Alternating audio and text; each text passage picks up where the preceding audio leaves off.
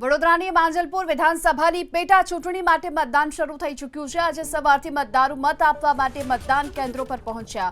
ભાજપે સતીશ પટેલ તો કોંગ્રેસે ભીખાભાઈ રબારીને મેદાને ઉતાર્યા છે અને ભાજપ શહેર પ્રમુખ ડોક્ટર જયપ્રકાશ સોનીએ પણ મતદાન કર્યું।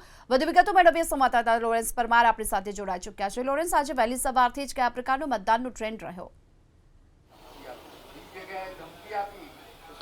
વડોદરા માંજલપુર વિધાનસભાની પેટા ચૂંટણી અને તેનું મતદાન વહેલી સવારથી જ થઈ રહ્યું છે। અત્યારે હું ભવંશ સ્કૂલ ખાતે છું અને ભવંશ સ્કૂલ ખાતે આપ જોઈ શકો છો કે અહીંયા મતદારો છે મોટી સંખ્યામાં આવી રહ્યા છે।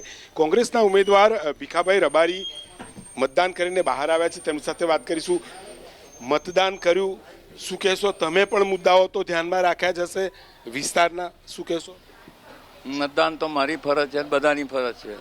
એ મતાધિકાર તો બંધારણે આપેલો છે ને, દરેકે ઉપયોગ કરવો જ જોઈએ।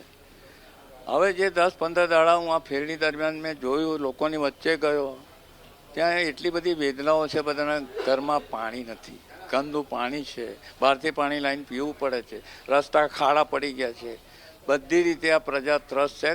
કોર્પોરેશનની જે તંત્ર છે નિષ્ફળ ગયેલું છે અને આજે છાપાઓમાં જુઓ છો કે આટલા બધા અધિકારીઓને ખાડા ગણવા મોકલે છે। આ તો હદ થઈ ગઈ ને। ખાડા પડે છે કેમ? ને પાછા ગણવાના મટીરિયલ નાખીને પાછું ધોવાઈ જાય। આ શું દશા! આ સ્માર્ટ સિટી છે? મને કહો, આ સ્માર્ટ સિટી છે તો સ્માર્ટ સિટીના નામે તો પૈસા ખાખા કરે છે।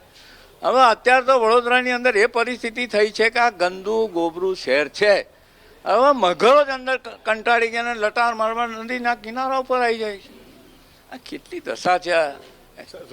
થોડું મતદાન ઓછું દેખાઈ રહ્યું છે। હું અનેક મતદાન મથક ફરીને આવ્યો છું, જો કે વરસાદ પણ નથી, છતાં પણ મતદારો ઓછા દેખાઈ રહ્યા માટે છે કે આ ભાજપના શાસનથી પ્રજા થાકી ગઈ છે। એમનામાં નિરસતા આવી ગઈ છે કે આપીને ભાજપ કરે છે, કશું કરતા નથી।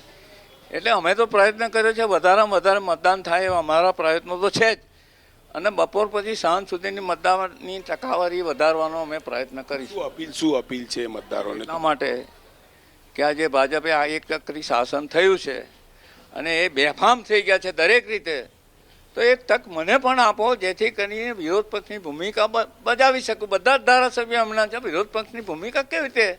લોકશાહીમાં વિરોધ પક્ષ તો જોઈએ જ ને। એટલે તક મને આપો એવી મેં અપીલ ઘણીવાર કરેલી છે।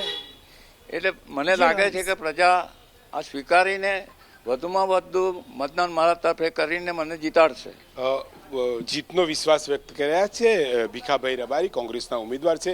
વડોદરાની અંદર વહેલી સવારથી જ જે મતદાન કહેવાય, જો કે નીરસ મતદાન કહી શકાય, એટલા માટે કે થોડી વારે મતદારો આવી રહ્યા છે। મતદાન જેમ અત્યારે વડોદરાની અંદર વરસાદ પણ નથી, પરંતુ મતદારો ઓછા જોવા મળી રહ્યા છે। જો કે ઉમેદવારો પણ અત્યારે કહી રહ્યા છે કે હવે ધીરે ધીરે ફ્લો વધશે। જોવાનું એ રહે છે કે મતદાન પર્સન્ટેજ કેટલા થાય છે, કેમ કે છેલ્લી જે 2 ચૂંટણી યોજાઈ માંજલપુર વિધાનસભાની 60% મતદાન હતું। હવે આ વખતે ભારતીય જનતા પાર્ટી હોય કે કોંગ્રેસ બંને કહી રહ્યા છે કે વધુ મતદાન થશે। મતદાન એટલું જોવા મળી રહ્યું નથી। કોંગ્રેસ અને ભાજપ બંનેના ઉમેદવાર જીતનો દાવો વ્યક્ત કરી રહ્યા છે, તો ઉમેદવારો સામે જે મતદારો છે પોતાના પ્રશ્નો રજૂ કરી રહ્યા છે કે જીતો તો જરૂર અમારા વિસ્તારમાં આવજો અને સમસ્યાનું નિરાકરણ લાવજો। જી।